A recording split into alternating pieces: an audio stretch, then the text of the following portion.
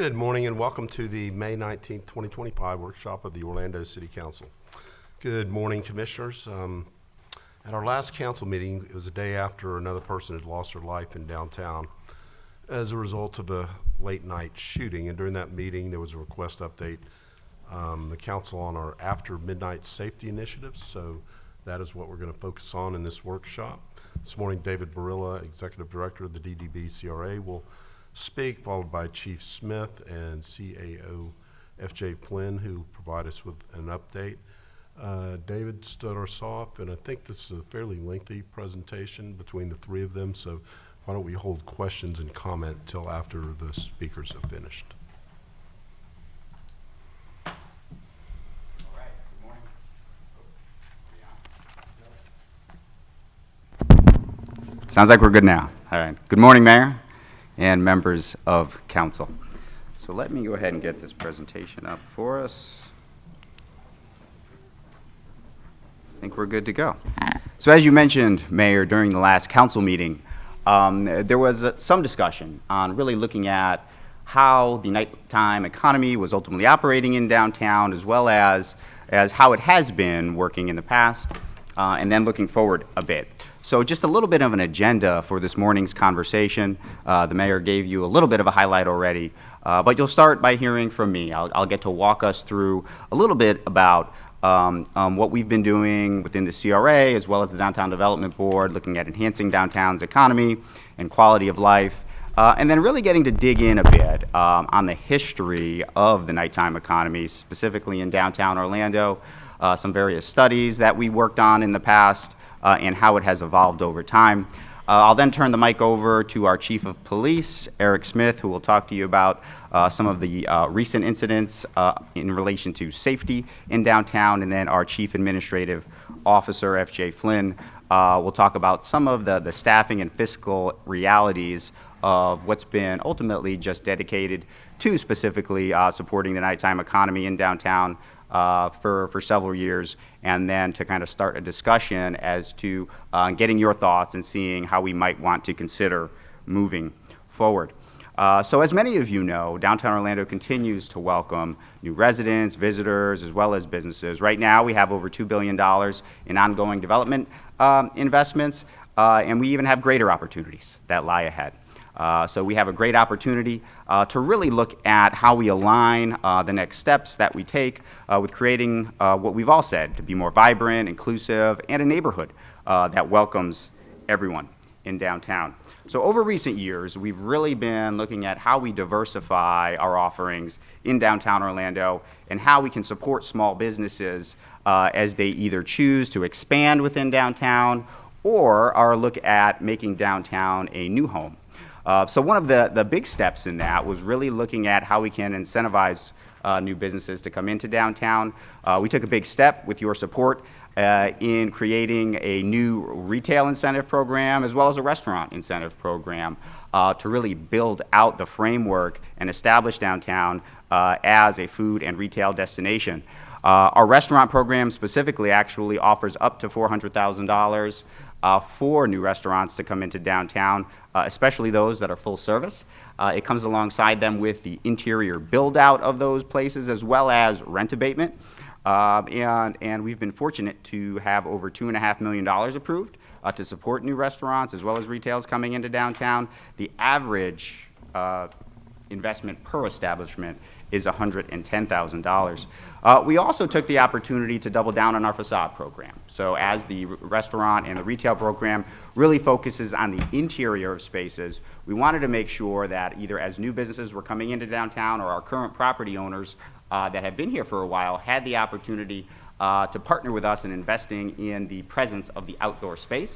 So with that, we doubled down, as I mentioned, on our facade grant program, so businesses, especially those or property owners within the core, could get $300,000 of financial assistance to upgrade the exterior of their property. And that could actually be combined with our restaurant and retail program. So you can see that could add up to potentially $700,000 for an establishment within the core to really align and lock arms with us as we take steps forward in becoming a premier neighborhood in Central Florida.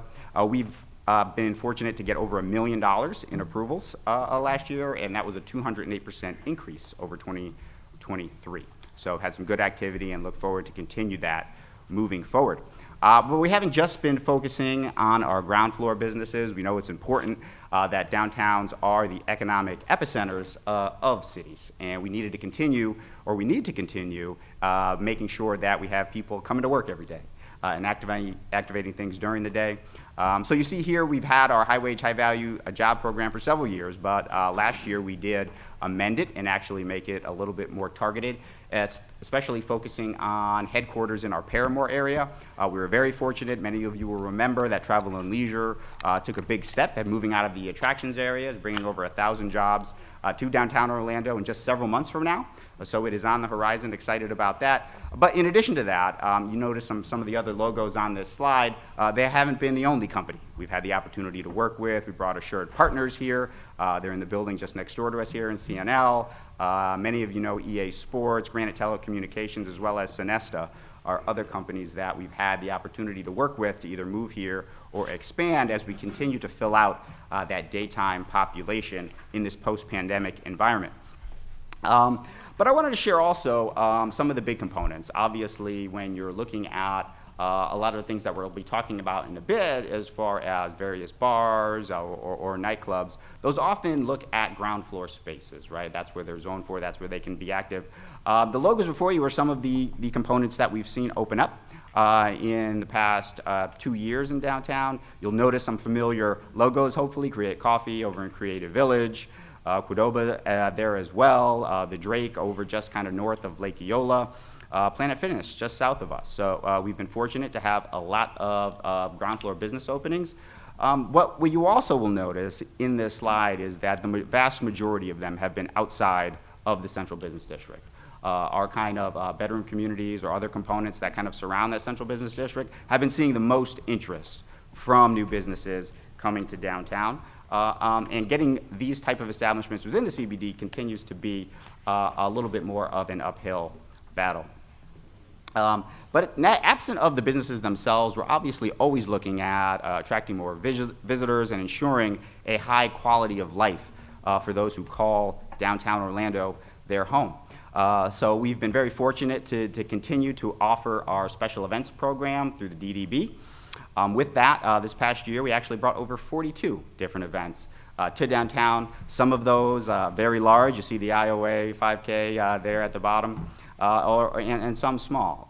You'll notice on the right was a new program that we partnered with this year. That's Kaleidoscope. That's for movies over at Luminary Green, and just about every other type of event in downtown as we continue to draw people here for a variety of different reasons at a variety of different times.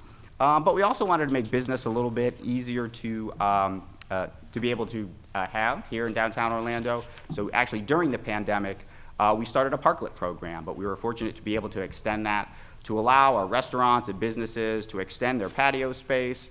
If you go all the way back to actually Project DTO, the initial, or 1.0 as it's sometimes referred, one of the big highline items there was being an outdoor city. And we wanted to make sure that we're able to continue that parklet program. The one that you're seeing is in the South Eola area. But we also heard from our businesses that parking was one of the biggest challenges for customers. When they were coming to downtown, one of those impediments, if you will, or hurdles, was either the cost of parking or just the perceived availability of parking. So we created a program called Park DTO. It initially had 2 different components. If you were coming downtown to go to a restaurant, you could effectively get complimentary valet. So that make your stay a little bit more seamless. But we also had a metered parking code, so to speak. It was just Park DTO. We're very secretive here. We just made it very challenging to remember.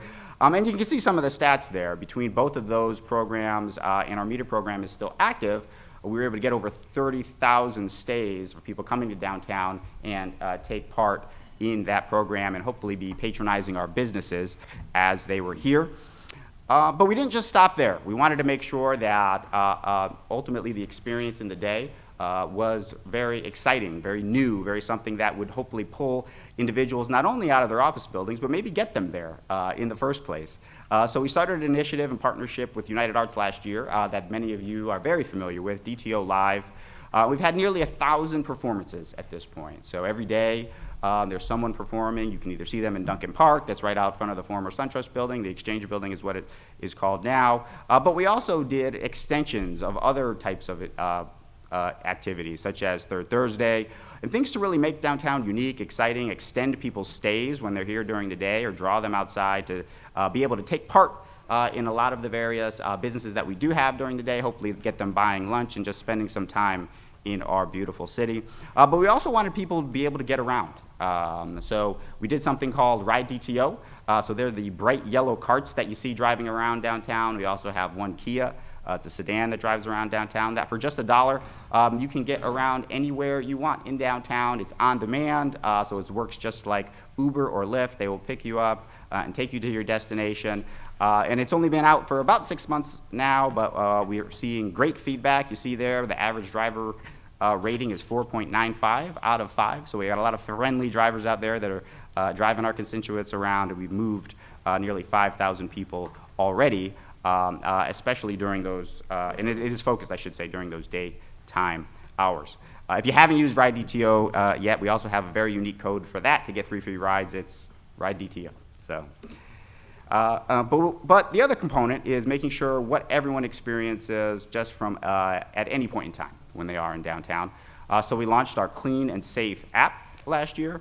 So it's a very simple app. You're able to open it up on your phone, and anyone can help us keep downtown clean and safe. So any non-emergency items, you just take a picture, snap a couple notes. It will geolocate ultimately where that individual had snapped that picture. So we've been able to address the vast majority of all our tickets, so to speak, in less than 15 minutes. So it's making sure that downtown is as presentable as ever.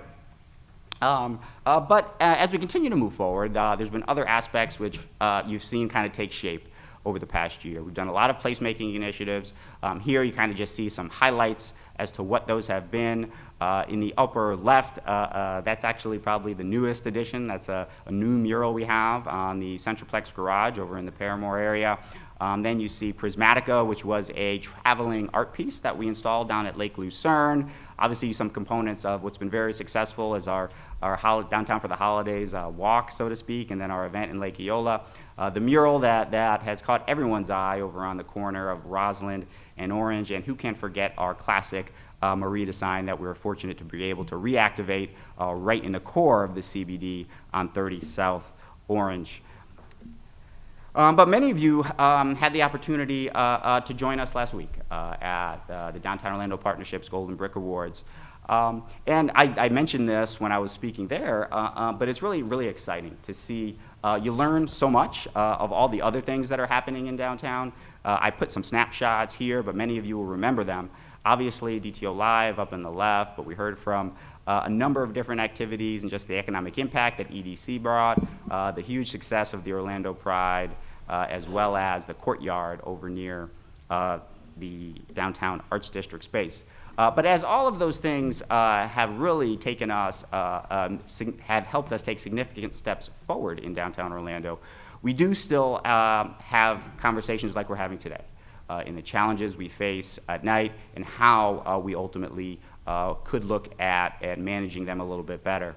Many of you will remember at least this name, the Downtown Entertainment Area, but ultimately I know the map can kind of help be challenging to recall off the top of our head, so I wanted to put it in front of us just so we know the area that we're talking about. It's generally bounded by Colonial on our north side, 408 on our south, and I-4 on our west, though we do kind of loop in over the West Court as well as the Kia Center area, and then Roslyn on that eastern side. So well, it's been about a decade now. We've done a host of different things to really try and come alongside our nightlife establishments, figure out how we can do better as a city to support them, how we can do better as a city to manage them and to make them safe, exciting, and vibrant. I want to walk us through kind of just a little bit of a timeline to really to show that today's conversation is not one that I think we're having in a silo. I think it's a conversation that has evolved over this period and has been met with a number of different steps along the process. So when, kind of going back to that 10-year mark, we partnered with a group called the Responsible Hospitality Institute and really took a deep dive into ultimately the value of the nighttime economy and how we can manage it better. We had over 30 stakeholder meetings. We had 7 different night tours where we walked around various parts of downtown, making sure we saw how things operated and what was working well, quite frankly, and what we could look at enhancing. We had 113 different stakeholders intimately involved in that process that represented 80 different companies. Actually, that picture you see in the upper right was one of our roundtable sessions. You actually may see some familiar faces that are still in the crowd today, because we've been fortunate to have a lot of folks in our nighttime community that have stood the test of time, so to speak. We really were rolling up our sleeves and figuring out how we could better lock arms together and take steps forward. Some of the high-level goals that we presented to council at the completion of that are kind of listed below. So these were kind of the ideas of the group that I mentioned before. It was enhancing community policing. We were really focused on the bike unit at that particular time. Having dedicated code enforcement officers that really focused on downtown to make sure everybody was on a level playing field. To lessen the state's SRX or SFS requirements, so that was for special food service licenses. So what that did is ultimately allow restaurants, full-service restaurants, to get kind of full service of alcohol and liquor in smaller spaces, because we noticed that that was a challenge due to our historic building stock in downtown Orlando. A lot of the spaces that we have were not big enough for restaurants to be able to take space in. So we were successful in working with the state in doing that. Enhancing cleaning and maintenance resources, create an ambassador unit, and then establish dedicated rideshare areas. I'm happy to say that all of these components from that report have been acted on and established since then in one way, shape, or form. Specifically in 2018, we implemented the Downtown Ambassador Program. You see some imagery of that on the lower right, those bright blue shirts that you see walking around in downtown Orlando. Moving on to 2021, we still had challenges. Many of you will remember when we had a fatal shooting in May of that year of an innocent bystander and an Army veteran. And we continue to look at implementing various components of our plan and enhancing our conversations. At that time, the CRA stepped in to kind of support our police department and provide 10 temporary officers to increase the presence of OPD in downtown. We enhanced their camera system as well. We put 11 new cameras, we replaced 21 cameras in downtown, and added 9 automatic license plate readers throughout the area. We enhanced our code enforcement presence, so we put in 2 dedicated nighttime code enforcement officers. As mentioned, that was a part of the initial plan. And then there was a 6-month moratorium on outdoor speakers, and you may say, well, kind of how did that play in? Really through a majority of components. The street party atmosphere in downtown was noticed as something that we needed to look into. And outdoor speakers were kind of a part of that, with various different establishments kind of just playing music into the street rather than just in their venues. We also did a number of lighting enhancements. We had over 413 different fixtures upgraded within the area in downtown, and then we required sidewalk cafe permit to operate in the right-of-way. That's where a lot of those outdoor speakers were. Moving on to 2022, we again had an incident that year. We had 9 innocent bystanders that were unfortunately shot. And then we had some additional components and took some steps forward to kind of better put context and structure around our nighttime economy. You may remember Ordinance 2022-46, where we established a late night special use permit, which just really said that new businesses, when they were coming into downtown, had to have a security pan. They had to register what's known as a responsible person, so we knew who to contact when there may have been an issue, or really just to support them as well, inviting them to various different meetings, such as things like that we're having today, where we're talking about the nighttime economy. But we also heard loud and clear from our businesses that surface parking lots was also a place where a lot of challenges were happening. So we instituted some additional safety requirements upon those surface parking lots at that time. Later on that year, we had another ordinance. This was 2022-68, where we clarified really what is the difference between a restaurant and a bar and a nightclub use, so we can better really have that structure in the code. And the CRA established the SAFE program. So this was another way that we saw our opportunity to really support our businesses in this process. The SAFE program specifically allowed CRA funding up to 80% for things like cameras that would connect to our OPD system, come alongside them to get various scanning requirements. so various scanning technology, ID scanning that is, as well as metal detection technology. We added additional code enforcement officers into the downtown at that time. We created a new sidewalk cafe funding program to help people utilize their outdoor space and utilize CRA funding for that. And our CRA community policing innovations line item became more a specific component as the CRA had come alongside both our businesses as well as our police department in enhancing the safety in very strategic ways in downtown. One of those was for temporarily funding 30 additional police presence within downtown.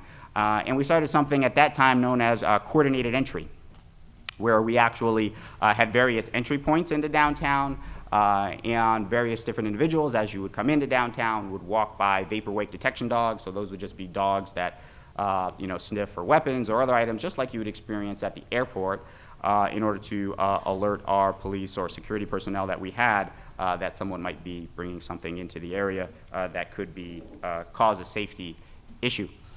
Moving on to the next year, in 2023, there was 2 officers that were shot while investigating criminal activity in downtown Orlando. Some steps at that time is we had a temporary moratorium for new nightclubs that would operate within the CRA.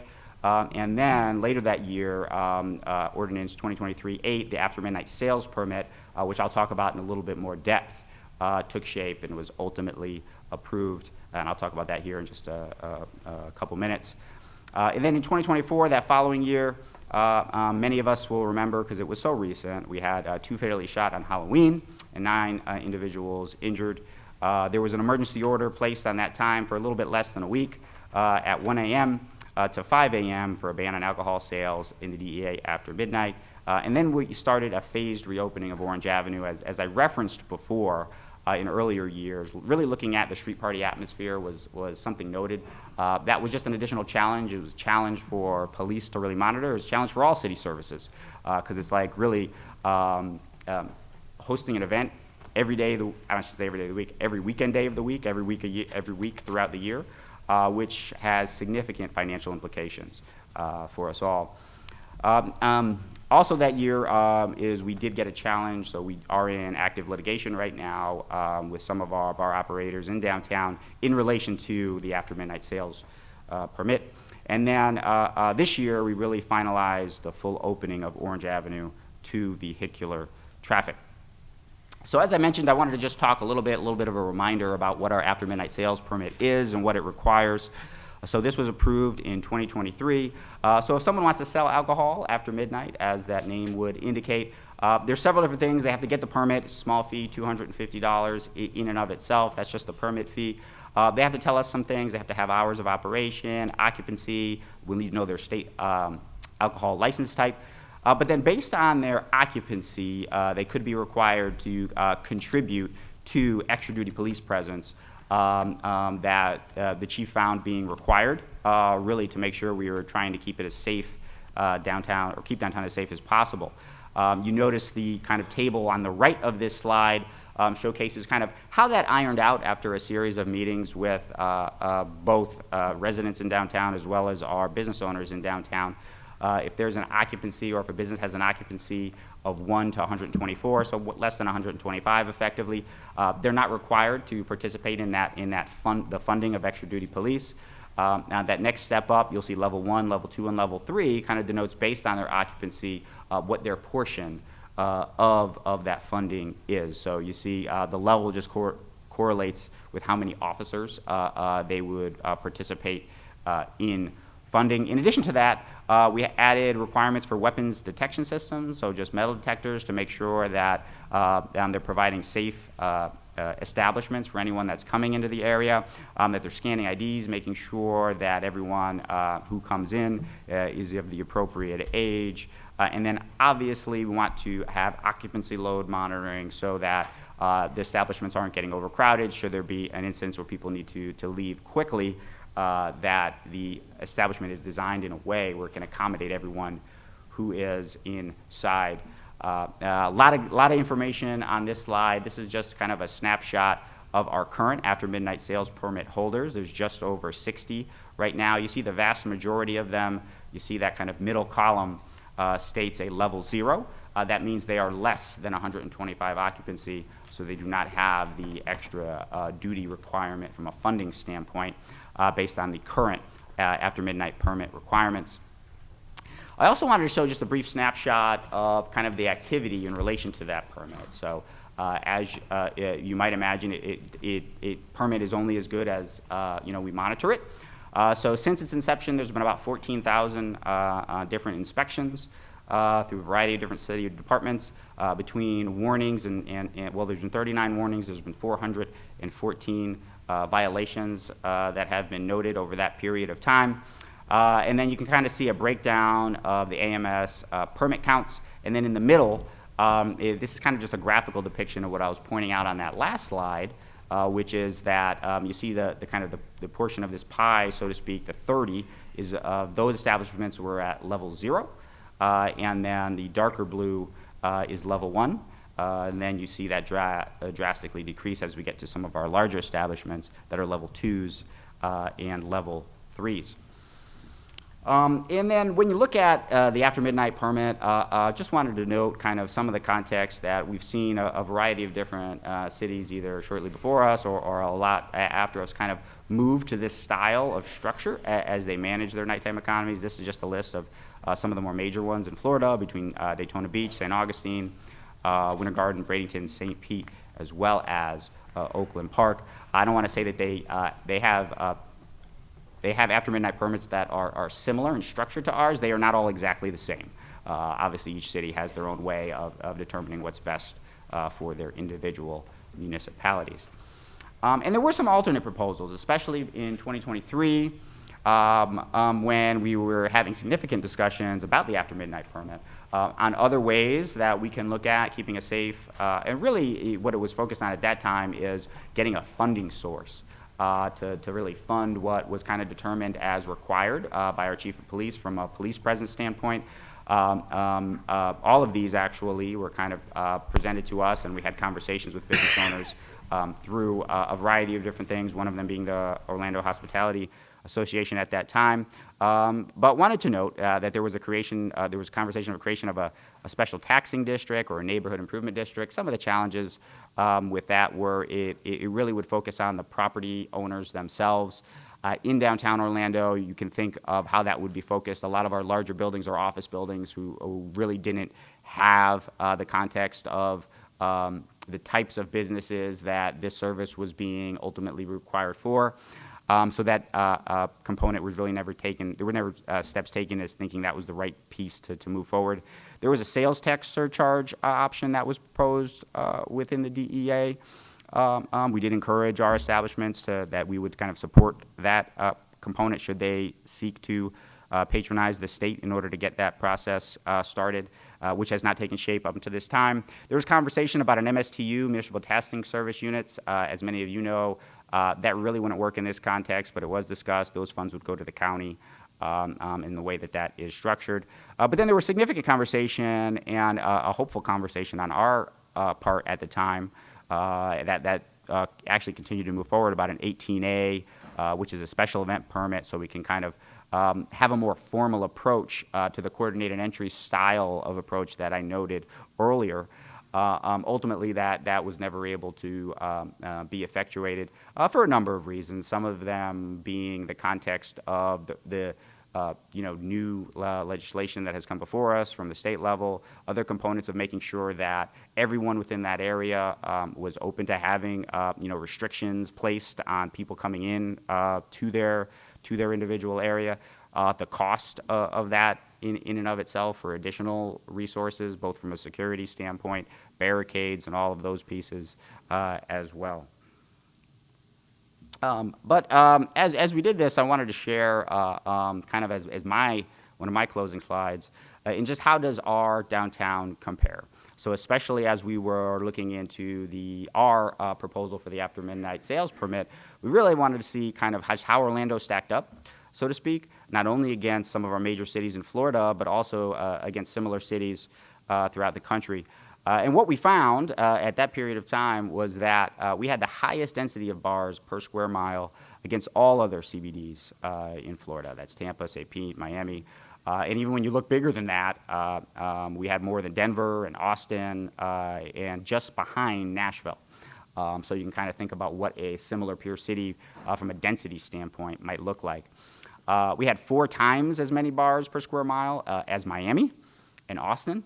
That really plays to the context of the density and the location of our establishments. And we have the highest number of bars per linear mile compared to other commercial corridors in Florida. So to that extent, we are a bit unique. I think both in the location, because it's in the smack dab center of our central business district, most of it on our main drag or just off of that on Pine or Court, and obviously our main drag being Orange Avenue. But we have almost the same amount, if you want to think about it, as Broadway Street in Nashville, as well as 6th Street in Austin. Many of you may have seen that these cities as well are kind of working through various different components of how to manage their nightlife. Specifically, Austin had went through a roadway opening similar to ours around that same time in order to try to kind of deter that street party atmosphere. So with that, I want to turn it over to our Chief of Police, Chief Eric Smith, to walk you through some of the items that his team has seen in downtown in recent years. Thank you, David. Welcome, Chief. Thank you. Good morning. Thank you, Dave, for that introduction. As you all know, I've spent a lot of time working downtown even before I was the chief. When I was the deputy chief, I still continue to spend one night a week riding downtown, either Friday or Saturday night. I spend a significant amount of my time downtown because we have a lot of officers downtown. Safety downtown is a priority for the Orlando Police Department. Today we'll share crime statistics from downtown Orlando. We'll review staffing numbers downtown, compare them to those in International Drive and Universal City Walk, our other entertainment areas. We'll also discuss our extensive efforts to keep downtown safe and present an impact video displaying a few of the many significant incidents that have occurred in our downtown. Here are the stats from May 2024 to May of 2025. We have made over 1,500 arrests downtown. We've taken 177 illegal guns off our streets. We've come across 335 legal firearms. Now, we've only been tracking that since October, and the reason for that's when the law changed, when it allowed people to legally carry firearms, so we also track that number. We've handled 236 fights, and we've handled 548 disturbances. We've also, in that time, with proactive activity, have done 5,698 suspicious person stops in our garages and our parking lots. We've also, at time downtown, have did 1,057 traffic stops. Despite the law change, our officers are still seizing a large number of firearms. Our last shooting involved a legally carried handgun. 33% of our officer-involved shootings happen in our downtown. The next slide will show you stats of the past 3 years. As you can see, arrests, fights, and firearms encountered by officers has continued to rise. Since 2021, 46 of our police officers have been injured downtown. Of those, 4 suffered severe injuries. During the same period, 176 officers have been injured citywide. 25% of all officers injured occur downtown in a very small area. Downtown staffing. On-duty staffing costs approximately $61,000 for each weekend. Extra duty staffing, which is our downtown detail, costs around $51,000 per weekend. Yearly downtown staffing costs approximately $6 million. From a staffing standpoint, downtown requires between 81 and 131 officers to cover just 8 blocks. As comparison, we have 98 patrol officers citywide. So as you can see, downtown some nights has more officers than the rest of our city. Downtown staffing and costs for 2019 and 2022. The cost was lower when the crowds were smaller. 2019 averaged 23 officers per night for the downtown detail. On-duty staffing averaged 29 officers per night. The total cost for on-duty and extra-duty staffing was approximately $1.5 million in 2019. In 2022, we averaged 30 officers per night in the downtown detail. On-duty staffing averaged 29 officers per night. The total cost for on-duty and extra-duty staffing was approximately $2.1 million. So as you can see, there's been a rise. Here's our comparison between International Drive to downtown.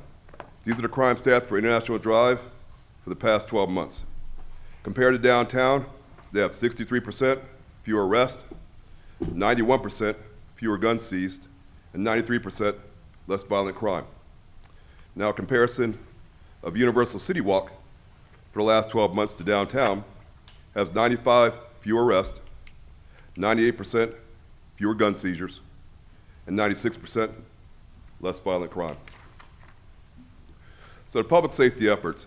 To mitigate issues, we've attempted partial road closures, full road closures, and currently there are no closures in place. We've also done proactive efforts such as increased cameras, license plate readers, and officer staffing increases. Quarterly, we meet with bars and nightclubs to get input. As a result of drug complaints, open drug sales at nightclubs and bars, we conducted Operation Nightcap. This ran from July 2024 to November of 2024. OPD's Drug Enforcement Division launched this operation. This resulted in 85 charges against 32 suspects across 23 bars and nightclubs. 5 of the suspects were employees of the establishment.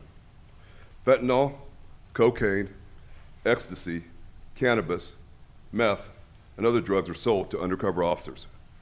We also discovered 150 after-hour permit violations at 23 different bars and nightclubs.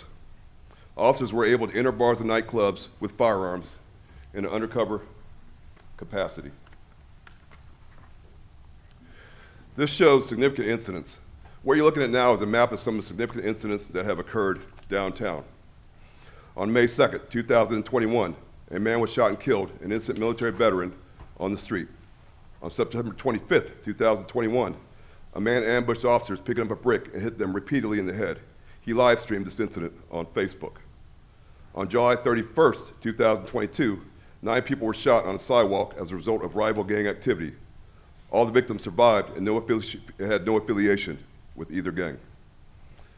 On July 3rd, 2023, an officer fired his weapon after the suspect disobeyed commands during a traffic stop. On August 4th, 2023, 2 TAC officers were shot several times while investigating criminal activity. Both officers survived multiple gunshot wounds. On January 7th, 2024, a victim was shot and killed in a parking garage. On March 15th, 2024, a suspect had an altercation with a security guard, which resulted in the security guard shooting the suspect. On June 2nd, 2024, a suspect exited a parking garage at a high rate of speed, nearly hitting pedestrians. In response, one of the pedestrians threw a road sign at the suspect's vehicle. The suspect then fired 7 shots at the pedestrians. No one was injured. On October 27th, 2024, a person drove erratically through downtown, almost hitting pedestrians, forcing officers to fire at him. On November 1st, 2024, a suspect shot 10 individuals, resulting in 2 deaths. On April 7th, 2024, 2 individuals were involved in a fight that ended with one victim being stabbed 6 times. On April 20th, 2025, a person fired a weapon in the air towards a crowd of people. Officers gave command for the suspect to drop the weapon. When the suspect refused, the officers were forced to shoot him. 8 of these incidents occurred after midnight. Now here's a video of some of the downtown incidents.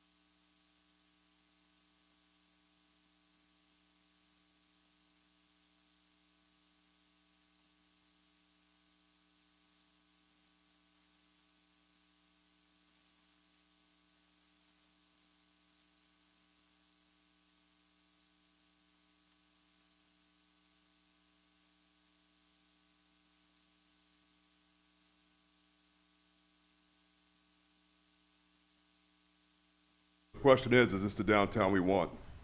Now you can see 8 p.m. to midnight versus midnight to 4 a.m. comparison. This consistently shows increases in crime after midnight. 50% of downtown visitors after midnight are not local. They come from 30 to 250 miles away. Some of the crimes that we encounter downtown: armed robbery, attempted homicide, battery on a law enforcement officer. We deal with vehicle burglaries, resistings, of course, homicide, and drug violations. So here's a stat of violent crime by day of the week. As you can see, towards the weekend, of course, it goes up. You see a large impact on Sunday. That's because violent crime that happens after midnight on Saturday counts towards the next day, so that's why Sunday you see a very large impact on Sundays. As you can see here, by time of day, you see that crime goes up as the night goes on.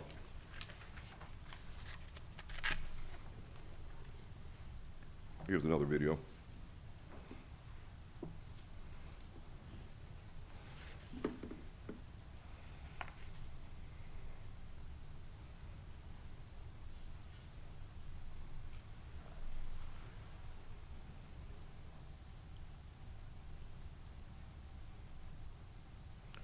Since 2020, 46 officers have been injured while working downtown, with 4 suffering severe injuries. Downtown Orlando places a significant financial burden on our department. It also is creating a strain on manpower. To staff downtown, OPD's ability to conduct proactive enforcement in other critical areas is limited. The high-pressure environment does take a toll on our officers' morale. Our officers are experiencing increased levels of burnout and fatigue. We have a duty to keep residents and our visitors safe. As the police department, we have tried everything to curb violence. This time, we really don't see any other viable options.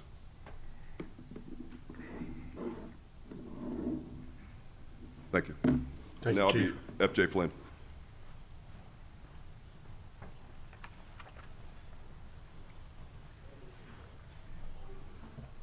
Thank you, Chief. Mayor, Commissioners, we're right at the end, so I'm just going to kind of close. But one of the other things to kind of consider is, so we've heard from David, we know what the vision is that we want. We've heard from Chief, and we know what he does to kind of keep things safe, but then there's actually other costs to the city. And so managing the downtown crowd requires operational support from a lot of other areas. And so we've got transportation with MOT and parking. We've got OPD to kind of treat folks after they've been injured or maybe have had too much to drink. Public Works spends a little bit more time with compactor pickups and just all the trash. And then Economic Development spends a lot of time just keeping things clean downtown. So what does this all cost? And so Chief has already spoken to the 100 officers downtown, but the other interesting thing to point out is that there's almost 100 officers that actually have the responsibility of policing the rest of the city outside of downtown. So we've already gone over the cost, $6 million annually, and then the CRA is budgeting $4.7 million annually to handle that, which is about 12% of the annual revenue. But you contrast that, so they're spending 12%, but the accrual on the TIF is only about 1% from the bars and nightclubs of the property taxes that's generated. Code enforcement spends about a little over $1 million, or a little over $500,000 on downtown, and then the OFD costs are there.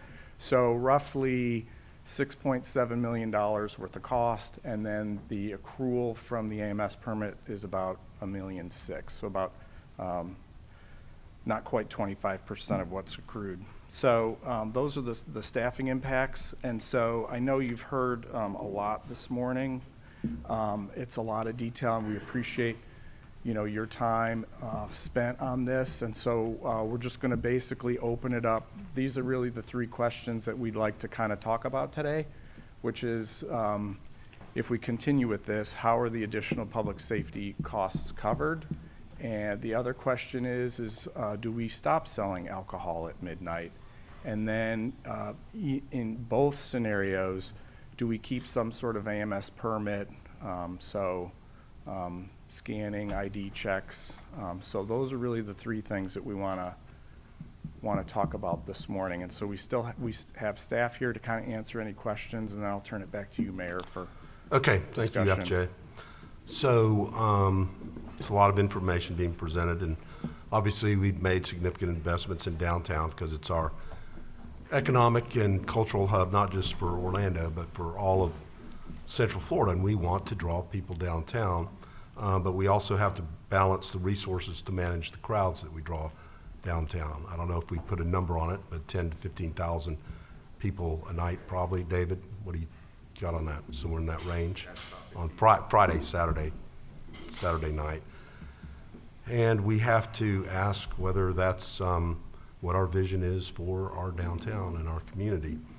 I look at today's discussion as a challenge on how do we manage the downtown crowd, and it's just like a lot of the other large events we now have to manage. The marathon trials come to mind, but that's events that are occasional events and not 2 or 3 nights every single week, week after week. So there's a lot of resources that are being expended for the 12 o'clock to 2 o'clock time frame. So I think we have 3 ways we can go from here. We can maintain our after midnight sales permit the way it exists today, but shift the cost of the program from the CRA, which can only do it as really a pilot, to general revenue. So we'll have to figure out where that $4 million from general revenue will come. We can amend the AMS to change the police funding structure, or we can amend the AMS to end alcohol sales at midnight with a continuation of some security measures and redirect the investment that we have made from the CRA into existing establishments to more align with the DTO action plan. And I'll remind you, on the sale of alcohol, state law is to midnight. The city of Orlando extends by ordinance the sale of alcohol from 12 to 2. So I will open it up for discussion. I do not intend to come to a conclusion today. It's a day for input and discussion among commissioners and questions of the presenters today. And then we will certainly want to engage and have stakeholder input as we move forward with any proposed changes. So first I have Commissioner Rose and Commissioner Sheehan. Thank you for the presentation. So I will set this tone. As someone who has lost a spouse to nightlife, I don't believe that the policies that are in place currently are protecting the community. Rather, they are hurting some of the businesses. I think that the city has done a lot of knee-jerk reactions to situations that have happened downtown. As a commissioner who represents downtown, who comes downtown, and who lives downtown, I think that there are opportunities that we can explore. I do not believe that ending alcohol sales at midnight solves anything.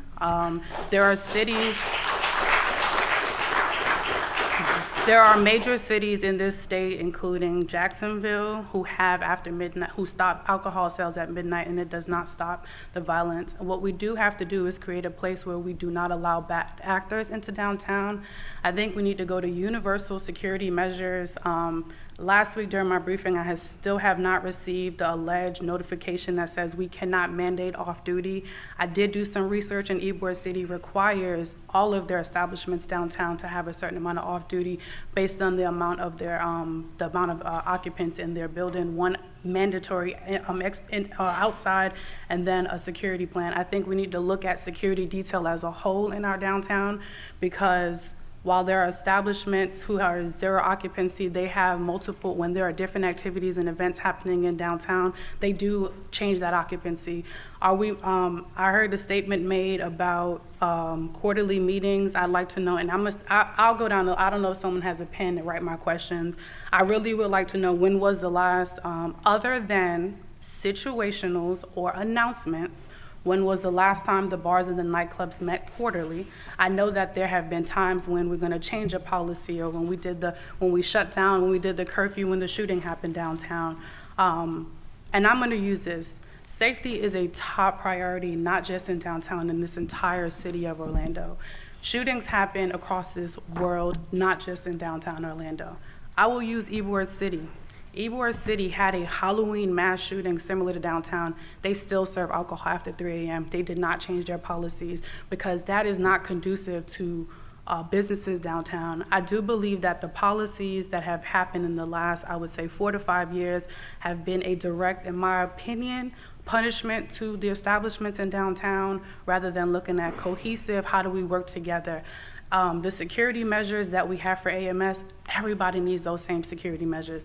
Again, if we go back to the RHI plan that I was a part of in 2015, the countless nights touring downtown, I just reshared a post of a night when we were at one of the bars downtown. We were like, what's next? Where we cohesively came together. I would challenge everyone on this day is if you have not, go visit downtown in the nightlife. As a single woman who has a child at home, I come downtown with no regards. I understand my safety. I know what's safe. I know where to go. I know where the establishments are. A lot of those in the room have seen me. I come and I frequent downtown. So I want to challenge before we start talking about policy changes. I want every one of you all, don't come with security. Don't have OPD with you. Find an establishment after midnight and come and experience downtown. I think the portrayal, it's a sad situation with anyone losing their life, whether it's our officers who are getting injured or if it's individuals who are coming in downtown. But we have to work together, come up with security measures, and stopping alcohol sales at midnight does nothing. I'm gonna set this, and then I'll pass it on to Commissioner Sheehan. It's 11:59. I just finished my paper. I live in downtown. I've had a hard, stressful week. I want to just go get a drink. If we stop alcohol sales at midnight, your average person who lives in downtown who wants to go get a drink, where do they go? Is that the nighttime that we're trying to do? Is that the entertainment that we're trying to do where we said we're a dead downtown? And then beyond that, we become a dead downtown, businesses start leaving. What do we do? What's the plan of action? We can't restaurant our way through. Yes, it's been great. We've been doing a lot of great investment in our restaurants in downtown. We just can't have all restaurants in downtown. I think there has to be a happy medium balance with nightlife. I think, and I supported last year's change to policy downtown. I do think that we need to spread out the nightlife and the entertainment in downtown because the core, there's still other parts of it. There's a North Quarter and there are other parts of downtown. So I did support last year's because we do need to look at how do we encourage establishments to go into the North Quarter? How do we encourage establishments to go into different areas so that the entertainment isn't just in one area? But I would like to find out the questions. What are some of businesses saying about coming into downtown? Because parking was one, but I also hear rent prices being an issue with businesses coming downtown. How often are the officers, the venues, and city staff meeting outside of a policy change or implementation change? I know I had one when I first got elected in July last year. I haven't heard of any others since then. The ambassador program that we currently have is in the daytime. In the RHI study, it was requested that ambassadors are in the nighttime to help the Ebenezer flow.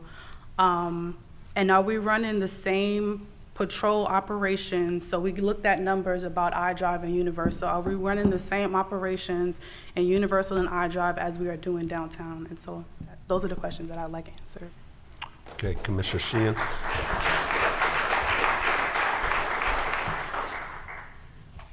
Thank you, Mayor. And I think that we do need to keep the after-hours permit, but I do think that the bars need to pay their fair share. I mean, that we should not be subsidizing, half of our officers should not be downtown. And if the bar owners want to have a free-for-all and they want to go to 2 a.m., fine, but they need to pay for those officers that are necessary to maintain that. I do not think it's fair for the rest of the city to maintain to subsidize the bad business practices. And you know what, I walk through downtown too, and I hear some language and some things that promote violence towards women and officers, and I might not agree with that kind of entertainment, if you can call it that, but you know what, we can't control speech or the bad businesses practices, but we don't have to subsidize that nonsense either.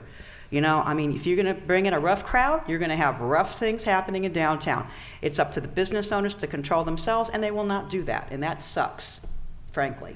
I wish that we keep having conversations, and we keep having conversations, and we keep having conversations, and none of the behavior changes. That's the problem.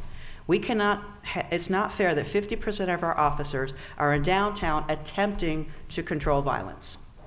Okay? It's just not fair. So I think we need to pull the police who create a false sense of security and tell people it's dangerous after midnight because of the practices that the businesses are doing. It is what it is. The bars will have less patrons if they realize they are creating an unsafe environment, and it's up to the bar owners to help create a safer environment, and they will not do it. Okay? Other areas are very vibrant. Mills 50, Thornton Park are vibrant. They have live music, they have downtown for grown-ups, they cater to a less violent crowd. And if you're going to be drawing people from 150 miles because you are providing a kind of entertainment that promotes violence, which I hear when I walk through downtown, it is what it is. Somebody's got to call it out. I wish we would promote the kinds of things we want to see. Have live music incentives. Let's do something other than promoters that just bring in people that trash downtown. Okay? Let's create the kind of downtown we want. Let's stop trying to, and you know what, y'all, you gotta stop this. You all have the ability to control the kind of entertainment that you provide. All right? But we can't. Okay, and this is the frustration. We have to treat everybody the same. All right? Okay, we have to treat everyone. No interaction. Well, we have to treat everybody the same, and that's the difficulty that we have. All right? So I think that we do need to have more responsibility. If you want to go to 2 a.m., okay, if you're going to be given a privilege, it is a privilege because you stop at midnight on state law. We are providing a privilege. If you want to continue that privilege, you're going to have some level of responsibility in it as well. And you're going to have to pay more because if we're paying $6 million, the people who live in our communities are not going to be happy with subsidizing, a 4 or 5 block area with half of the cops in downtown.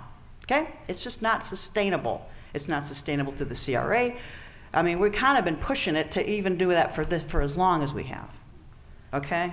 But you all have to have some level of responsibility in this as well. And I don't agree with putting all of our officers in downtown because, and you know what? If you create that unsafe environment, guess what? People are going to quit coming. And they already are going to other areas. So it is in your best business interest to partner with us and to create a safer environment. Stop the bad promoters. I walk by your establishments at night. I hear them. I hear the language. I hear what's going on. All right?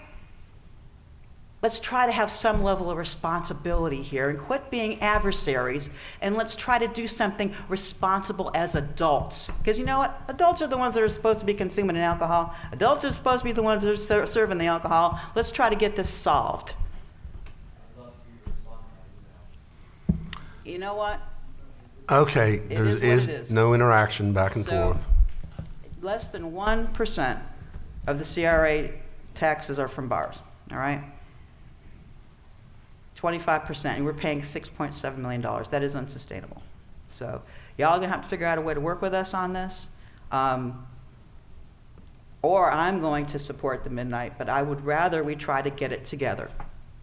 All right? I would rather we try to get this together and work this out, and y'all are gonna have to realize that that this is a privilege, and you're gonna have to be part of the solution as well. That's all I had, Mayor. Thank you. Thank you, Commissioner. Commissioner Burns and Commissioner Gray. All right, thank you, Mayor, and thank you, David and Chief, for that presentation. This is an issue that many cities are grappling with, and when I look at this, we look at it and I consider several things. Number one is safety, also business operations, jobs, as well as the city's budget. I am concerned, as Commissioner Sheehan just mentioned, that the 1% of the CRA taxes that are generated comes from the bar, so there is a concern. Right now, I do believe that there needs to be some amendment to the AMS structure. I think we need to continue the scanning of the IDs, the ID checks, the capacity, and all of that. But also, I think we need to look at how the charges are spread amongst the bars, because I understand that there are some bars who are not open that often that are paying a significant amount of these fees. So I think there needs to be and an assessment of that and spread that love, if you will, amongst all the bars that are there. Right now, I am not in support of ending alcohol sales at 12 o'clock. I do believe that I don't believe that that will solve the issue, because then when we look at a lot of these incidents, I haven't seen one that a person was coming out of a club, you know, partied all night at the club, came out and committed those activities. Now we know that clubs draw people downtown, and so I'm hoping that with the opening of Orange Avenue, we have less of that festival type of feel. But again, I think that we should not penalize our bar owners. We need to work with them. We need to continue to diversify the offerings downtown. I like to see the restaurants and things like that. And Commissioner Rose, I do frequent with downtown.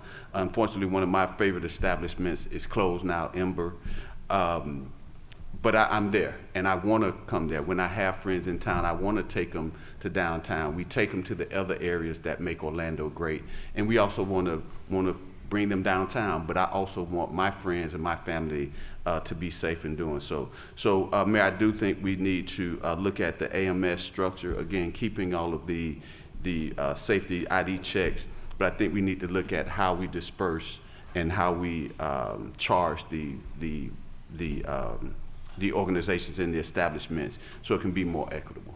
Thank you. Thank you, Commissioner Burns. Commissioner Gray. Thank you, Mayor. Thank you, Mayor. And I also want to thank the Chief and David and FJ for putting together these stats and for their team for doing it. Just a couple of comments on this one. I think we all have to remember what's our goal, and we've had stated goal for a long time, which is we want downtown to be a place for everyone, morning, noon, and night. And the key is for everyone. And I would submit to you that, in my opinion, we are not there, especially in the nighttime. And I would remind folks, these aren't mutually exclusive. What happens during daytime affects nighttime and vice versa. So we need to create a downtown that's there for everybody. Again, morning, noon, and night. I apologize, I'm kind of coming back from a cold. Why is it important to me? And I've stated it before, but I'll state it again in no particular order. Remember, folks, we have a huge investment, not only in your business, but in our downtown venues, to the tune of $2+ billion. We have Camping World Stadium, we have the Kia Center, we have the Performing Arts Center, and while it's privately owned, it's directly affected the city soccer, and we have an owner at the city soccer that has stated a desire to invest more money, not just in Central Florida, but downtown. So certainly you have an investment, we recognize that, but we have other investments, and the taxpayers of the city have over $2 billion invested in venues that we need to protect. And why do I say protect? What's happening right now, and I talk to enough people, I feel pretty confident in saying this, folks are coming downtown, whether it's a ball game, a concert, a show at the stadium, a football game, but they're coming downtown for the event, and then they're jumping in the car and they're going back home. Why? Because at nighttime, they tell me they just don't feel safe. And remember, people have options. They have options and they want to go where it's safe. So number one reason for me that we have to make sure downtown is safe is we have a big investment in the venues that we need to protect. Number two, the other thing is our Orlando brand. Look, we're not just a Central Florida thing. We have a tourism-based economy. We're working hard to change that. But folks see, whether they're here in Central Florida, in the state, in the country, or internationally, they read about what's going on downtown, and that would kind of turn them away from coming here. And again, people have choices. We've talked, we're going to talk about later today at council, about the fact that we've got international soccer teams coming to Orlando. That's good for your business. It's good for our business. But if we're not perceived, and again, I say, perception's reality. If people perceive downtown as unsafe, they're not coming, they're going to go to other places. So I think we need to protect our brand, and I'm not sure we're doing it right now. The other thing that the chief said, there's the financial component. I don't need to do that. But to me, the biggest reason that I'm struggling with where we are downtown is what Chief said, the amount of officers and first responders, and includes firefighters, that are involved in this process. I take it seriously as a commissioner. There are employees. No different than solid waste, Parks and Rec, and everybody else. Our first responders, our police officers, and our firefighters are our employees. And I sure don't want to put them in harm's way. They have families just like you and I do. Nobody wants to be in an environment that's unsafe by design. That's part of their commitment when they put the badge on, whether they're firefighter or police. They know they're going to face danger. But I sure don't want to put them into that position night after night. And you're seeing the numbers don't lie. The numbers are telling us that it's a dangerous place to be if you're a police officer or a firefighter. And as a commissioner, they work for the city. I don't want to put them in that position, no more than I want to put a solid waste worker in a position where they're going to get hurt, collecting solid waste. That's not my job. So I'm concerned about protecting our first responders. So it's those 4 reasons, and there's some others. We've got a lot of folks living downtown that have made big investments. I'm not sure they're getting the most out of downtown nightlife that they'd like, and they tend to go to other parts of the city. And Commissioner Sheehan said it, Thornton Park, Mills 50, the Milk District. We need to do something. The solutions we've suggested just don't seem to be working. And I guess my role is I'm kind of I don't have any other ideas. And maybe Commissioner Sheehan said it best. If you guys have ideas, come to the table quick, because I'm out of solutions. And we've been working at this for 3.5 years. It's not getting better, in my opinion. And quite frankly, we try to be open and honest.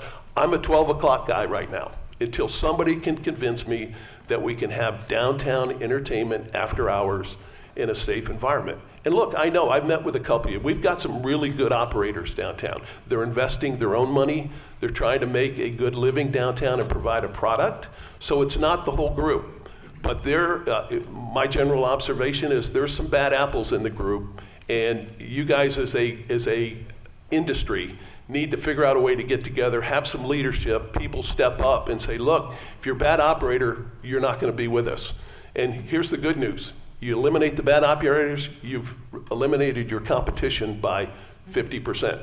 So that's kind of where I am, Mayor. I appreciate you bringing this to the front so we can discuss it. I don't have all the answers. I just know we're not where we want to be. We're not going in the right way.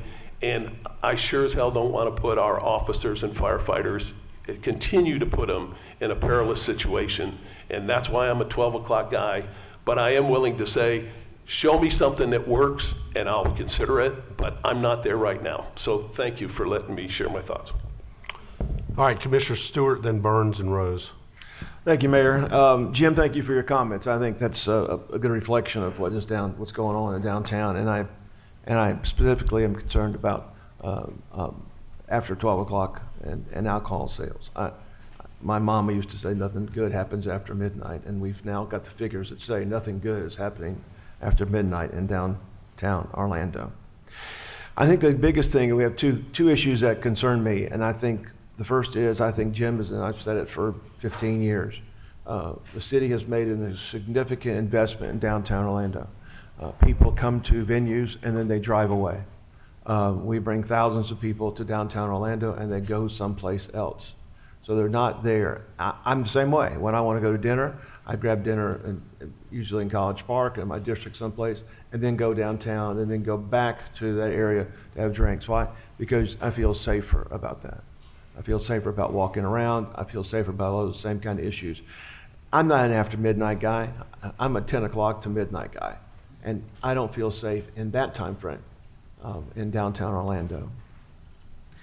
I appreciate, Chief, where are you? Thank you for those statistics. I think that's a telling concern that we have.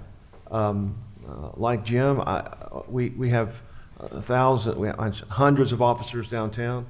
I don't know what the OFD report is, but I'd like to see their response as well as the number of firefighters and paramedics that we have downtown as well, and who's paying for those. That's a concern that I have that we have started from the very beginning. Patty, your idea is, your comment about being sustainable is just exactly right on. The challenge that we have is that somewhere along the line, in the course of the next couple of years, the rest of the community is going to say, we're tired of paying for downtown. So, commission, do something about it, because there is no real benefit. I have a challenge of having taxpayers in my district pay for a downtown core, and I've only got about a third of downtown. But they're concerned about the fact that they're now spending money for downtown so that there can be a different type of nightlife in downtown and a different type of clientele, and it's an unsafe environment. They don't have a problem essentially paying for the venues. They have a problem paying for the fact that there's a core of bad operators and a core of downtown that is making money. I think that would be consistent with other expenses that we have. It's consistent with public works projects. You can't spend a whole lot of money in downtown Orlando, because we get complaints from people outside saying I'm spending money in downtown. But when we have those kind of conversations with our constituents, their answer is they understand that a good infrastructure of our city is good for everybody. If we look at this as an infrastructure issue, it is not good for our community. That's what's happening right now. I'm like Jim, I'm going towards 12 o'clock curfew, and the reason is because we don't know, we don't have other ideas to accomplish that task. I think that downtown has to be paid for by the downtown core. I think the fact that the small amount of money coming in doesn't match the amount of safety investment that we're making. Now, I'll also blame a little bit of the state of Florida, because part of the challenge that you have is that it's a public area and you can have a gun. And you can have a gun without any kind of repercussions as long as you haven't got some kind of record. And so a guy comes up, shows a gun, we check his record, he walks in, there's nothing we can do about that. I think that, I will tell you, in my mind, many of those shootings and even some of those deaths fall on DeSantis and on Scott. Because those governors pushed that issue and took that issue away from us. Some of y'all may know, but literally you can open up a gun store in any retail establishment in Orlando and there is nothing we can do about it. Nothing. And I think that's wrong. I think these decisions need to be made here locally. So we have what we're making, trying to make a decision, and overarching is there's 300 or 400 guns on the street on any given Friday night. And we can't stop that. So the solution is you stop it. So when a guy walks into your establishment, you stop it. There's no issues at Universal. Why? It's private property. So they can do what they want to on private property. We can't do it on public property. And that's the challenge that we have. So hey guys, help us get those controls back here. You don't want guns in your establishment any more than we do. So help us accomplish that task. When you take those decisions away and you try to create a one Florida, you miss out on the opportunity of our downtowns and what they're doing all over the state of Florida and how you can make them better and safer for our community. Look, I'm a downtown guy. I started working in downtown when I was 14 years old. Worked in downtown through 1990. Did downtown events in 1990. Worked 25 years of my life in downtown in another environment across in Paramore. I know downtown, but I know people that I talk to don't want to come downtown. They feel it's unsafe. And because of that, we have to do something about it.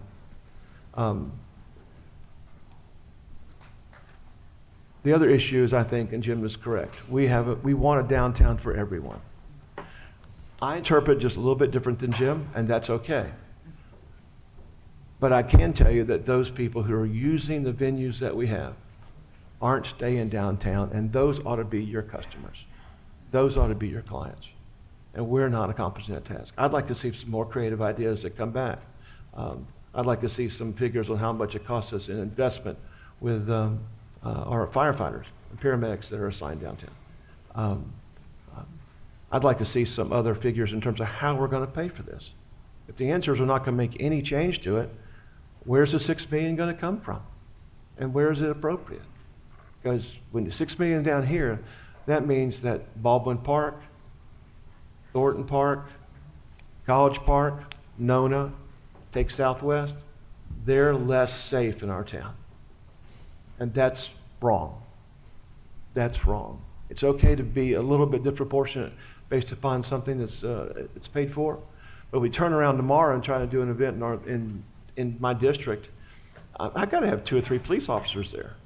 And the reason we have to do that in our town is because of the history we've had with downtown Orlando and the history we've had with alcohol.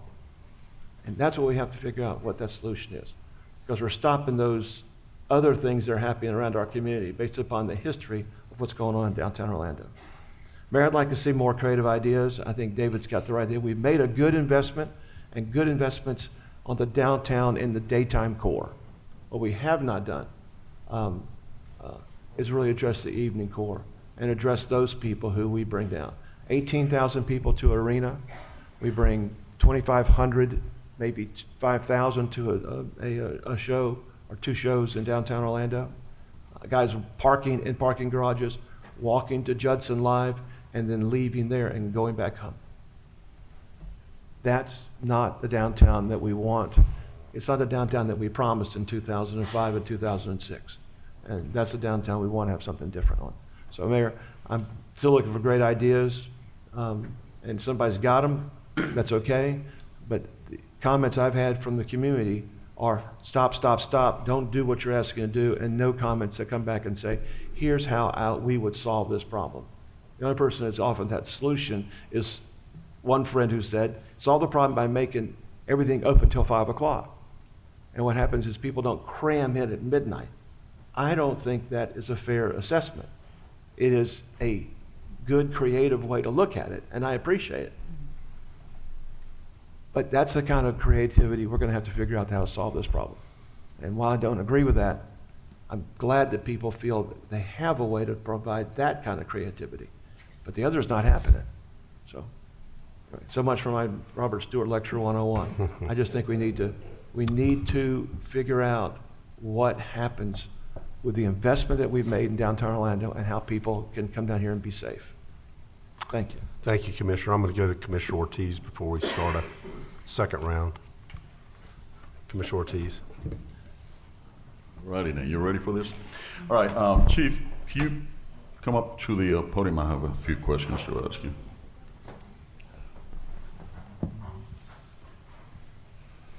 Thank you for your presentation. Thank you, David. Thank you, FJ. In each one of these incidents, were the suspect caught? The list of incidents we had throughout the years? The only one I think that is still open is the gang shooting. I think there's 2 or 3 of the young suspects who are still, we made a couple arrests, but we still have more arrests to make. That's the only one that I know that's open. Okay, I was looking at different videos, which pretty interesting. We have cameras in place for each and every one of these incidents, strategically placed where we could monitor. Yes, I would say downtown is pretty well covered with cameras, but of course there may be an alleyway, a place in front of a business is not covered. But how we use it, most of our blocks can zone in and see it. And if you see any of our shooting videos we release or any videos we release, you can see the cameras zoom in, and we can pretty much see every major intersection, most side streets and areas like that. Have we done a study of what's the greater cause of all these incidents? Is it gangs? Is it just somebody getting upset because he drank too much and somebody was messing with his girl or any of this? I mean, have we looked into what's causing, because it's repetitive. We're getting this, I mean, I was looking at so they're mostly all different. The one like on Halloween, we're still trying to figure that one out because the suspect, of course, is incarcerated. He's taken down, but we saw just a little bit of a conversation, so we're not sure what happened there. The shooting that happened near Wall Street and Orange Avenue, where 9 people got shot, or 8 people got shot, that was 100% gang related. That was 2 gangs that was gang related.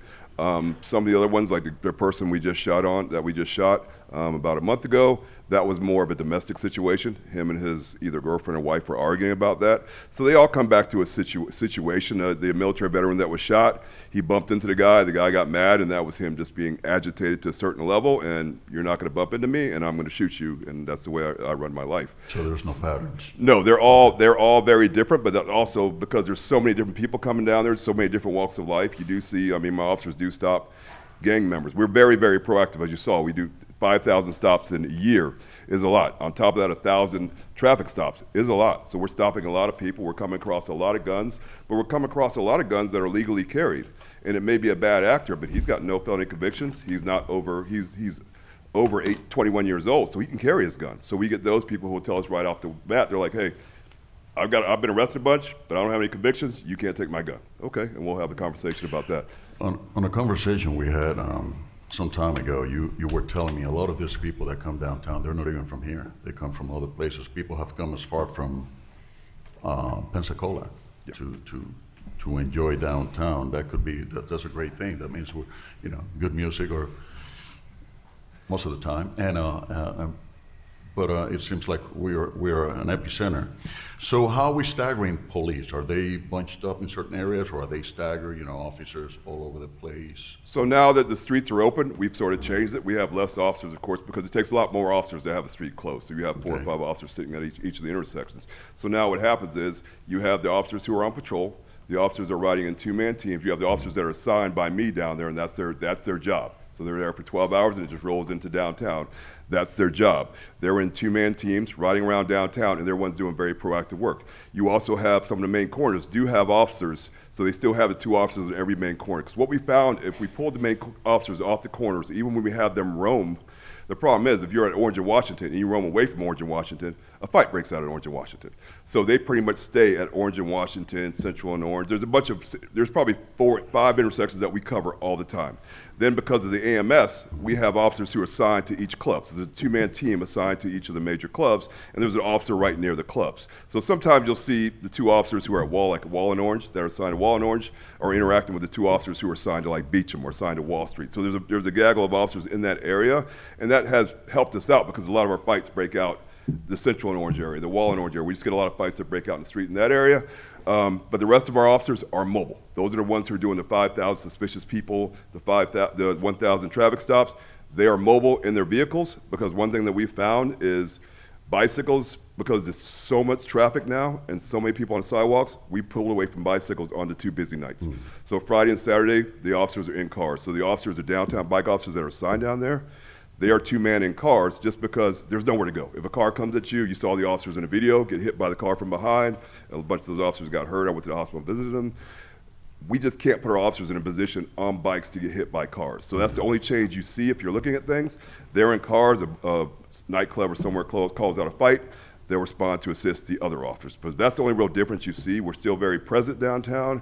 You'll see them in cars more. That's why you see a fight, you see a bunch of cars pull up. Because it's just not safe for Friday and Saturday nights right now. If it changes, the crowds start to diminish or something like that, then we can go back to using bicycles like we do for the rest of the day and the rest of the week. We've gone back to bikes on Sunday night, but that's basically based on a lieutenant. If it's a very busy night, because something on Sunday some of these nightclubs have very busy nights, then we pull out of the cars. That's what we call bicycles. the old New York style of policing, police officer stagger, kind of instead of 2. That's good, because I think we need that, especially what we're seeing. Thank you, Chief. I appreciate that information. Growing up, we used to go to baseball games, and for sure thing was after the baseball game there will be this big massive fight because teams that were just rivals, right?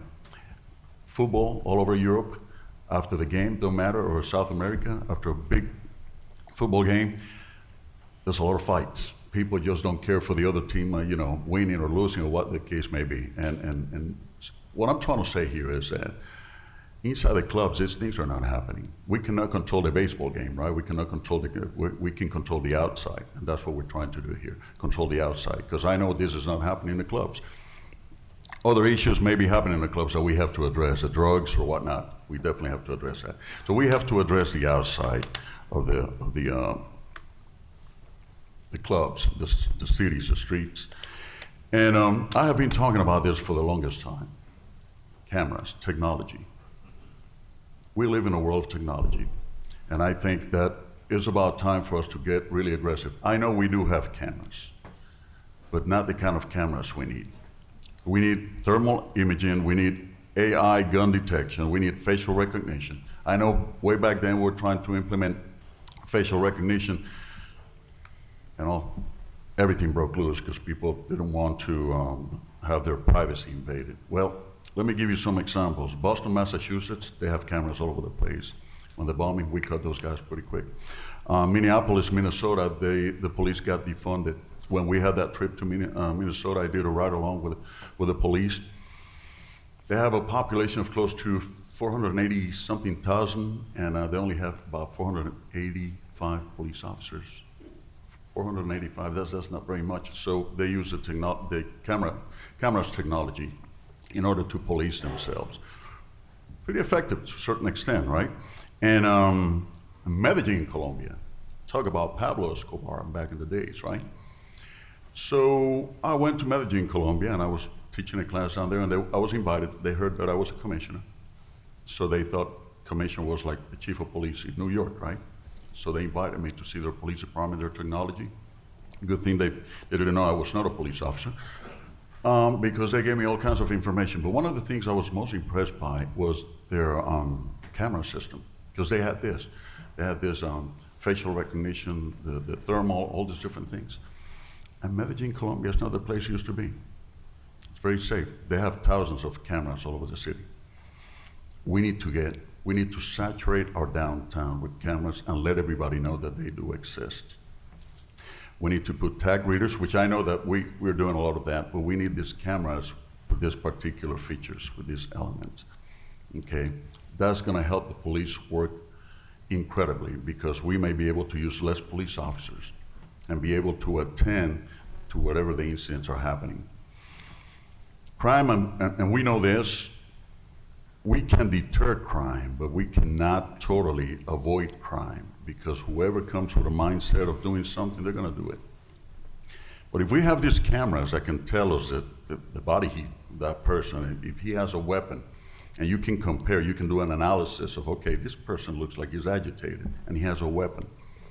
Not that you can stop, that's not a probable cause to stop, but it's a good stop in a sense of consensual encounter. You can say, hey, can I talk to you? And that initial encounter with a police officer may bring some lowering down of the temperature. We need all the businesses that we have in town to allow us to have cameras in front of their businesses so the police can monitor, and we can arrange that. We've been talking to some of our members here. We can work together for that. It is a difficult situation. I know everybody is exhausted of dealing with this. I've been talking about the cameras because they are effective. They don't solve the crimes. They're good for prosecution. But once a couple of 2 or 3 people get caught because they know there's no other way of doing crime downtown, the word is gonna go out there and people are gonna know. We need everybody's cooperation. Club owners, we need to be very, very tough with our employees, make sure that drugs are not being funneled inside the clubs. But we also need to work hand in hand with our local government and with the police.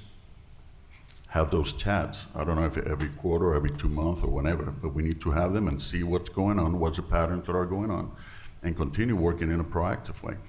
You know, there's no coincidence in the fact that New York, back then when they have the broken window theory system, that worked. There was a lot of communication. There was tough enforcement too. Staggering police officers, keeping tabs of what's going on, making sure that people are not just hanging out and loitering and prowling, but they're moving. You know, that may avoid a lot of the incidents. We're not going to be able to avoid every single incident, but we'll be able to bring crime down effectively. So what I suggest is that we start looking into investing on this equipment instead of and doing a recap on where we at in terms of these dues that some of you guys are paying for police officers, and see how we can alleviate the situation. I also agree that the 12 o'clock system is not, I mean, we should continue doing business until 2 o'clock is fine, but we need everybody to work. that's old school, you know, and we were able to do it in the past. We had our seasons, you know. I've been around here for over 31 years, and we had our seasons. We had times when the juveniles coming downtown, they were terrible, and we implemented certain rules and whatnot. Then we got back in the swing of things, and now we're going through a crisis. Let's think about the kind of music we're playing out there too, because I know that has a lot to do with this.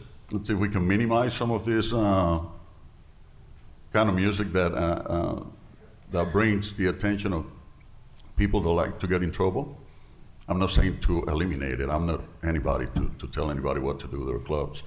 But let's work together on this. That's all I have, Mayor. Thank you. Thank you, Commissioner. We'll go back and do Commissioner Bones, Commissioner Rose. Yes, thank you, Mayor. As we move forward, Mayor, I think we need to be intentional about maybe conducting a coordinated public campaign where we show that guns are not welcome or advised in our downtown. I know because of the Florida law that we can't prohibit guns from down there, but I think we need to be more aggressive in communicating and highlighting some of the safety measures that the chief talked about. But just getting that word out that downtown is safe, you don't need to bring your gun. It's not advised, it's not welcome. As well as highlighting those safety measures, because one of the things that we have to do is protect the businesses in our downtown, the economy downtown, but also we have to increase the confidence in the individuals who may come downtown. So I think, you know, I don't think we have to wait to do that. Because you know, if you go on YouTube and you Google and you put in nightlife in Orlando, downtown Orlando, you'll see some disturbing videos. But I think we need to counter that again with what we would like the downtown to be, highlighting the safety measures, but truly promoting that downtown is not an area that you need to bring your gun. So again, I don't think we have to wait for that. I think that's something that we have a great PR and marketing team. I think we can start rolling out those types of communications via social media and other outlets, because again, we want people to come downtown, but we want them to leave their guns home. We want them to leave the reckless activity home, but we want them to come and enjoy all of what Orlando and downtown has to offer.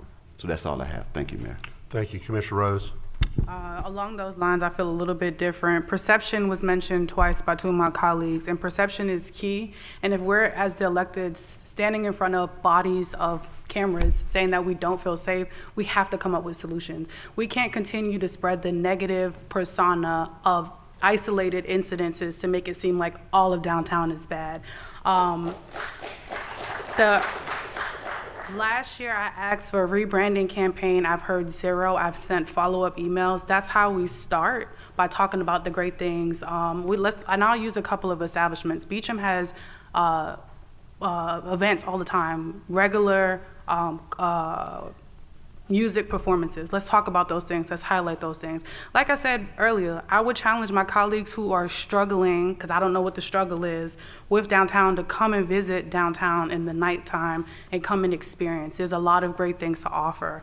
I heard the comment about guns in the clubs. Let's start by state statute. Guns are illegal inside of clubs. And so we need to start looking at, again, going back to what I mentioned earlier, a universal security measure in all of our establishments downtown, not just for those who sell after midnight. Everybody needs to have that. We need to make sure that there are not guns inside of our nightclubs. It's against the law. Another comment that was made, let me say this.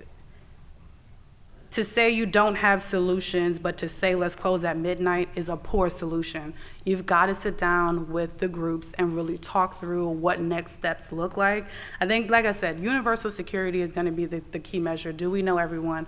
I want to challenge I've been made aware that since AMS has started, there has been a divide in the relationship with law enforcement at some of the establishments. I think we need to rekindle those relationships. I think the officers who are downtown need to understand they work for all of the operators, and they work for the visitors who are down there as they are hired, and someone is paying their paycheck. They are there for the visitors as well as the bars and establishments. I want to challenge establishments. When you have instances in your bars, don't just put people out. You need to have them escorted by police officers to their cars. We need to let folks, what people will think a second time, if two people get into an interaction and a law enforcement officer escorts them back to their car, I now know that officer knows who that person is. A person is gonna think a second time before they think to react and say, well, I'm gonna go get my gun and I'm gonna go shoot this person. So I think we need to look at the rebuilding the relationship with the bars and OPD, and ensuring that, again, you have a fight, don't just push people outside because they're fighting in the establishment, because that's where we see these brawls that are happening. Most of these folks were put out from an establishment and they ran into each other again on the streets, and then they continued it and it escalated, unfortunately, injuring some of our officers. So I think we've got to be proactive, and I'm encouraging the establishments that are here to be proactive when you put people out. Let officers know, hey, I put this person out, they were arguing in the club. Let those two people decide if they want to prosecute and they want to press charges. If not, let officers send them back to their car, go about your day, leave downtown, we don't want you here, we don't want, because that moment where I feel like I got beat up at the club, I'm gonna go get my gun, I'm gonna find this person, I'm gonna wait for this person, I'm gonna see if I run into this person again. No, if we start escorting people out of downtown, we know.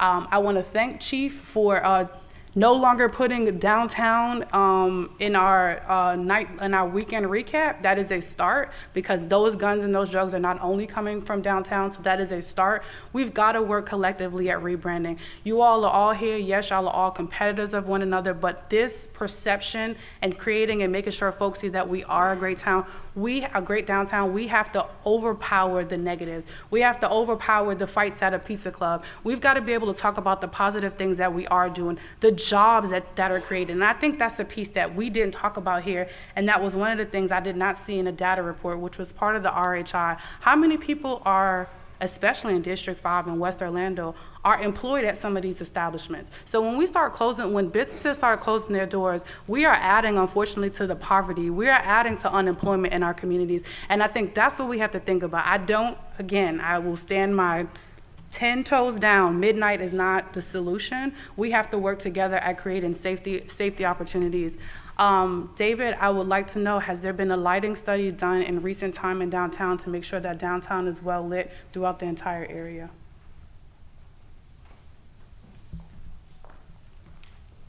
So we work with OUC. They do light candle studies, so we've done several different upgrades. The 413 really took us out throughout the core. Okay. We've also extended out to Lake Lucerne, and you may remember with additional study with OUC, we brought another over $1 million of lighting improvements that are through Paramore and other areas. So yes. Thank you.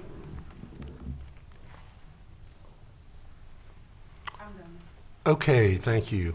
So when I ran for office for mayor in 2003, one of my top priorities was revitalization of downtown, and that included residential, that included businesses, and we have made substantial investment in our downtown and intend to make additional investment in downtown and our parks like Eola Park, and we want to get it right, because I think that most cities are judged by their downtowns.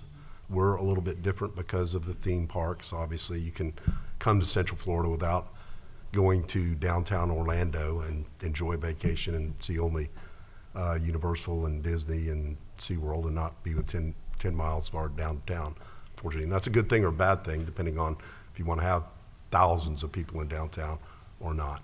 But the bottom line is I'm committed to having the best downtown we can have, the best downtown in America, and we're not there right now, in my opinion.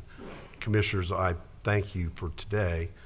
Generally, my last 22 years as mayor, what I've tried to do is bring a recommendation to you and bring you to that recommendation.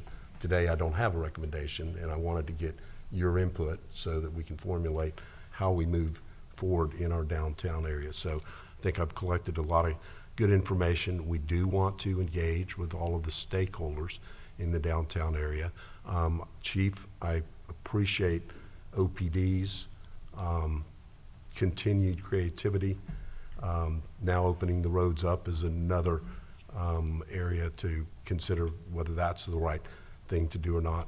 But what is unsustainable is the amount of money that we are putting toward downtown on a nightly basis on Friday, Saturday, Sunday nights that are being subsidized right now by the CRA, But we're coming into budget season, and if we continue as is with no changes whatsoever, it means we're gonna need to bore $5 or $6, $7 million in general revenue to pay for all those police officers.